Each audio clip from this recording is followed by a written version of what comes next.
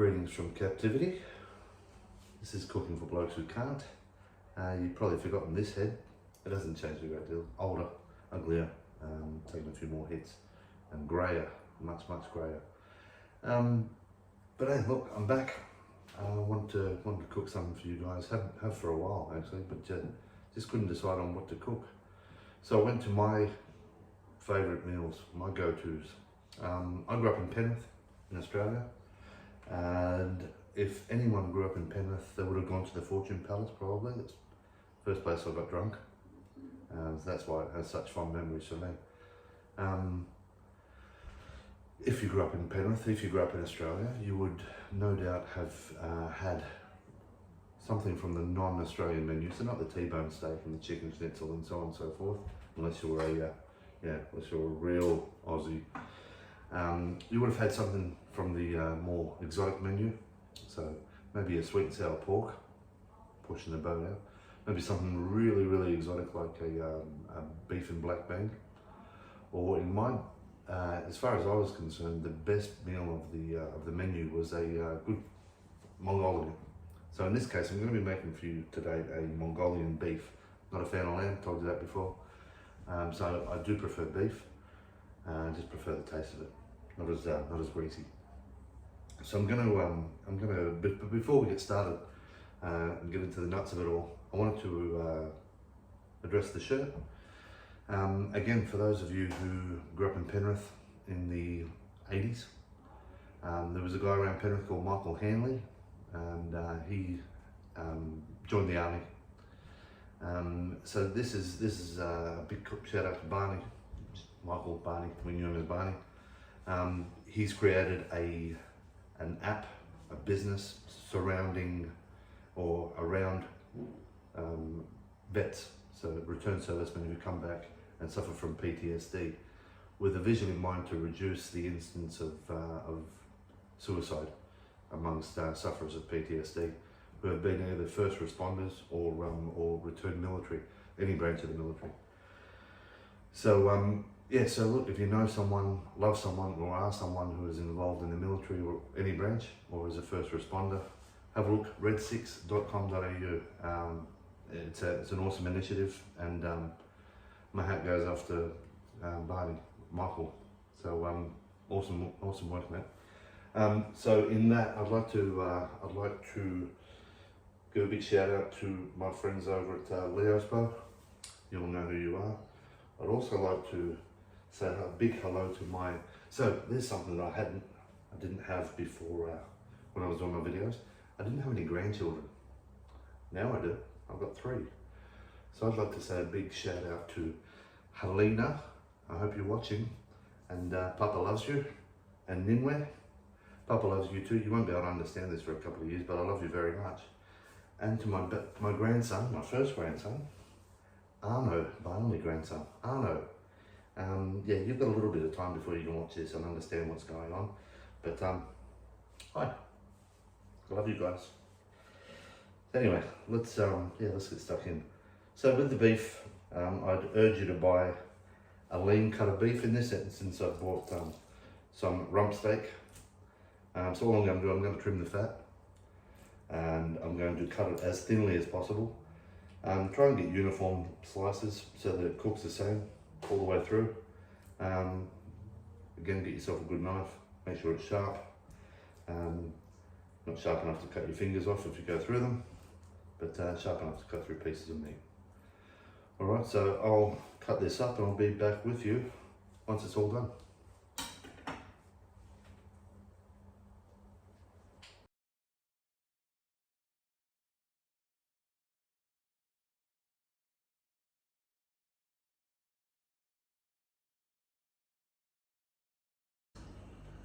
Okay, so there's the meat all sliced up thinly. Make sure you cut it across the grain, because otherwise you're just going to get a big mouthful of muscle. So, ingredient list. Green onions or spring onions. Gonna slice up some capsicum nice and thinly for texture. Ginger. Don't know why they call it a knob, but that's a knob of ginger. So I need about about 1 tablespoon out of that. I'm going to cut up finely 3 to 4 cloves of garlic. So once double the amount of garlic as it does ginger. And we've got, now I caution you with this, sesame oil, very, very pungent, has a very strong flavour of its own, so use it sparingly, very sparingly. 1 to 2 drops should do it, just to add a little bit of punch. Fish sauce, so I'm going to add half a cup of light soy, I'm going to add half a cup of oyster, I'm going to add a quarter of a cup of fish sauce. Fish sauce has a very, very unique flavour, as you probably know if you've had Thai food, or if you cook Thai food. It adds the salt, it adds the sour. Tamarind does the same, but yeah, it's not nice by itself. If you think about all those fish that have been crushed up to produce it, yeah, this squid brand fish sauce, you know, that's my go-to. And red wine, that's not part of the recipe, that's just for the chef. So yeah, and last but not least, brown sugar. Now brown sugar is there to caramelise. It will add a depth of flavour to the sauce, but it will also thicken the sauce, turn it into a nice gooey consistency as you'd be used to from when you dine out at the Fortune Palace. All right, so not only do I want to shout out to the people that I have already, but I also want to give a big heads up to Jason Lappin. So anyone that lives around the Penrith area knows Zoo Fitness. It's an institution in Penrith. Jason and Tracy, I've known them both since we were at school. Jason has taken to cooking, so he wants to try and improve his cooking during lockdown. So I said that I'd make some things and give him a crack and give him a few tips and hints and tips. It doesn't look like he needs it because he seems to be doing pretty well by himself. Anyway, Jason, mate, more power to you. Good for you, mate. Cheers. Anyway, going to cut all this up and I'll be back with you in a sec.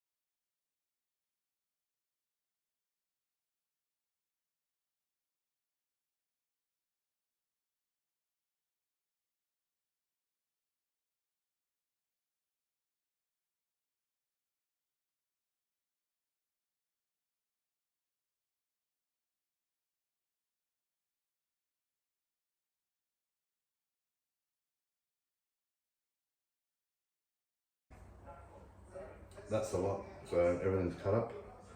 There's your garlic, ginger, capsicum, green onion, sauces, meat, brown sugar, red wine. So what I did forget to tell you, you do need a cup of cold water, just normal H2O. Doesn't have to be bottled water, just straight out of the tap, unless you're worried about catching something, in which case get your pipes clean. So anyway, we should probably cook it. Follow me.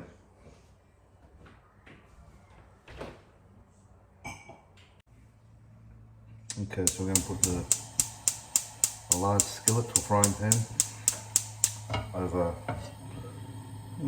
medium heat. So this is my biggest gas ring, so I don't want it to run as hot as it possibly can, so I want it over medium. To that I'm going to add some vegetable oil. Now the reason I don't use olive oil, which I would normally cook in, is because it has a very low smoking point, which means that the temperature that you can get olive oil to before it starts to smoke is a lot lower than your sunflower oils, your vegetable oils, your coconut oil as well. So use one of those when cooking at high temperatures, just so you don't fill the house with smoke. The neighbours don't complain about the smell. So, we're going to cook the beef in batches.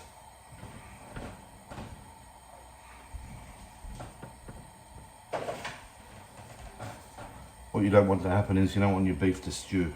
So we're going to wait until the oil comes up to temperature. And then we're going to cook it in batches. So should be able to cook it in about 3 batches here. Then we're going to remove it from the heat. And we're going to add some of the vegetables and the aromatics. So your ginger, your garlic and so on and so forth. We're going to soften those. We're going to bring the meat back in, and then we're going to add the sauce and we're going to let it caramelize and thicken. I'm going to eat it. While you're doing that, probably a good idea to whack on your rice cooker. If you don't have a rice cooker, I suggest you get one. They're fantastic. Take all the guesswork out of it. Some people still like to do the absorption method. I'm not one of those people. I like to put my rice cooker on and take the guesswork away from it. It's my rice cooker. It does all the heavy lifting for me.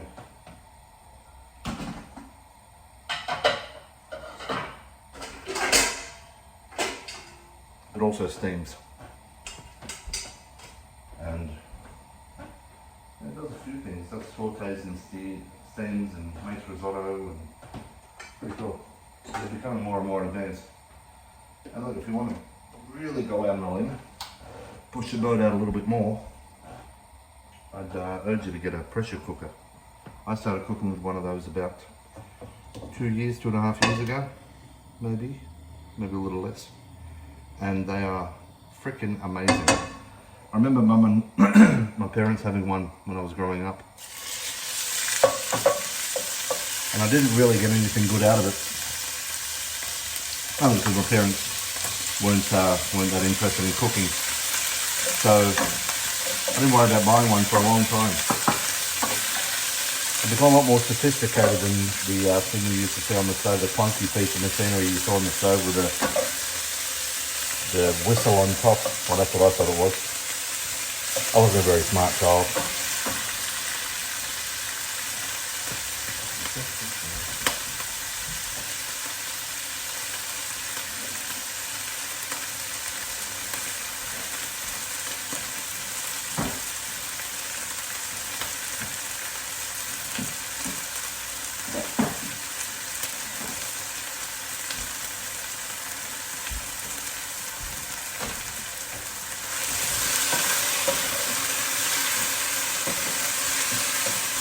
What we're doing is we're going to brown the meat,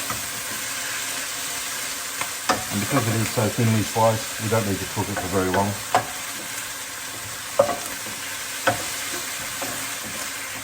So the Chinese have a process that they call silkening, and the process involves adding corn flour to your meat. And what it does, it removes all the moisture from the meat. So you can see with beef, it does let out quite a bit of protein. So all that moisture there is the protein coming out of it mixed with blood. So when you coat it with corn flour, it removes that. Now, for me, it takes away the taste of the beef. I like to taste my meat. So I don't do any silkening.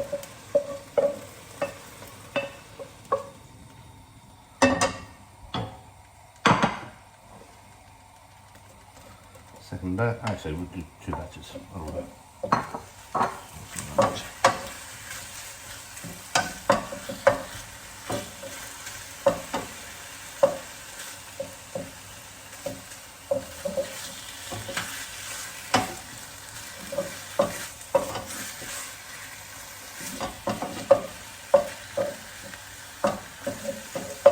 So I've always been a big proponent of the fact that with cooking, what you put into it is what you get out of it.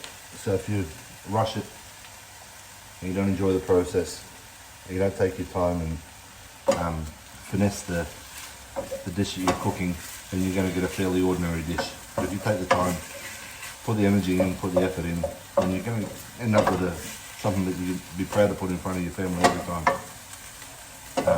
I've had some absolute shockers, and that's mainly because well, 9 times out of 10 because I was rushing to get something on the table. Necessity sometimes breeds that sort of a way of cooking, but just take your time. Your family will thank you in the long run if you put a little bit more care, a little bit more consideration into it. So I do have the friends that I've spoken to previously who were the catalyst for this whole channel. They know who they are. And their idea of an exotic meal is putting barbecue sauce on their hamburger instead of tomato. That's Shane Richards, Roger Myers, Graham Sten, and out of them the only person that can really cook is my mate Tomo. Any of you who have been around Penrith for long enough, went to Penrith High, would know Tomo. Absolute character, but can cook like amazingly. Doesn't look like he can, but yeah, he knows his way around the kitchen. So mostly around a smoker.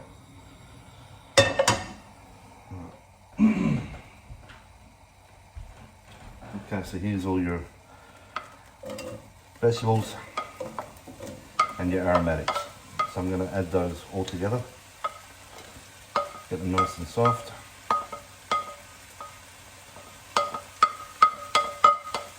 You saw that I did add a little bit more vegetable oil.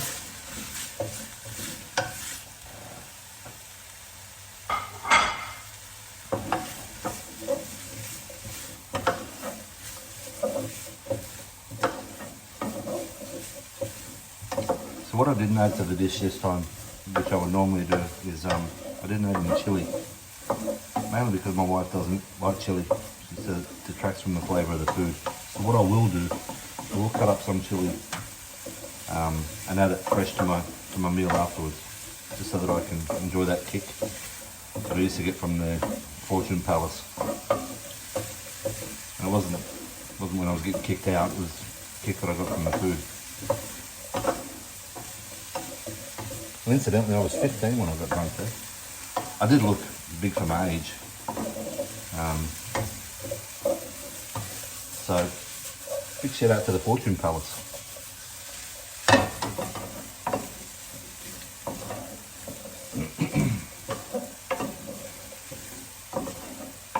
So I have been having a bit of a struggle when doing, and not only now, but before when I was doing the channel. As most of you would know, I'm Scottish born, and part of my vernacular is the use of swear words, and it's a widely accepted and widely lauded fact of a Scots person where they can conduct a whole sentence, or construct rather a whole sentence, without using one piece of one noun, one verb, just fully swear words. Now, I would have turned this a little bit more blue for my channel. I would have sworn a little bit more, make it a little bit racier for you adults. But my granddaughter watches this, and I don't want to be the one that is responsible for her getting a foul mouth, unless her parents would kill me. So Jason, Brianna, I won't swear. I'll keep it as G as possible. And Carly and Ben, I will keep this as G as possible in the hope that Arno will watch this one day and see Papa being a good boy and not swearing. And Talia, you don't need any kids yet, you're too young. So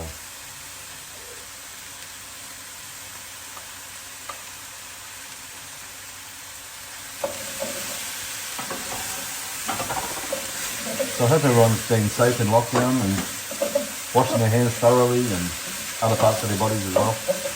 Making sure that their loved ones are safe and have enough toilet paper to do them. So to all those morons out there who went and topped up on their toilet paper for 3 years, good luck making a Mongolian toilet paper stir fry, because you bought the wrong stuff, mate. You really did.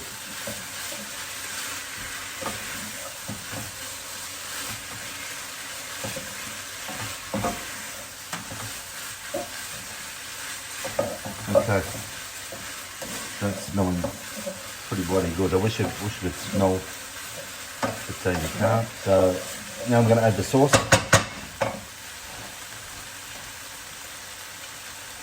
or rather, sauces.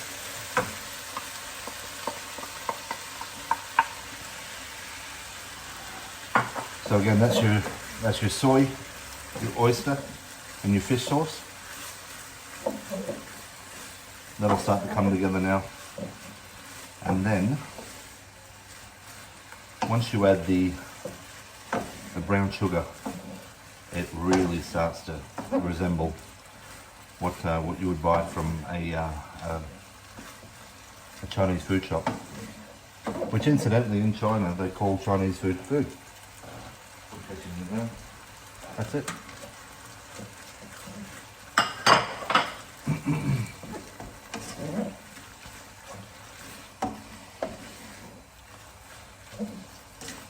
So something that I've been eating a fair bit of lately, and I'm really enjoying it, is Nepalese food. So I implore you, if you're a little bit adventurous and you do like your your more Asian style foods, because they do a dumpling called momos, and mama, it'll change your life. So I implore you to get to your local Nepalese food shop, restaurant, and get stuck in, because the food is amazing. They're lovely people. They're really, really humble people, and they can climb a mountain as well. So I think that's an added bonus.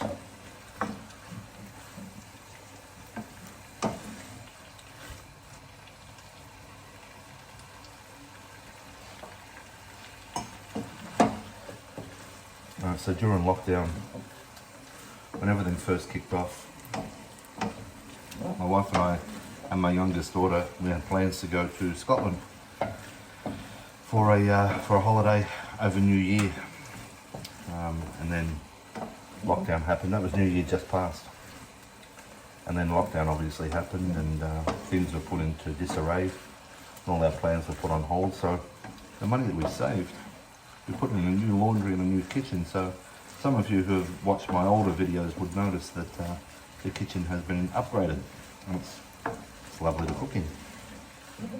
One of the highlights, these tiles that my wife picked out. Black hexagonal tiles, love them. Okay guys, that's it. That's its finished state. So now the sauce will thicken on standing. Just leave it there. Turn your heat off. Leave it to thicken. That's it. Mongolian beef with green onion and capsicum. So as I said, it's not a hard dish. The preparation is probably harder than the cook, but the flavour is amazing, and it really does repay you instantly with the flavours. So have a go.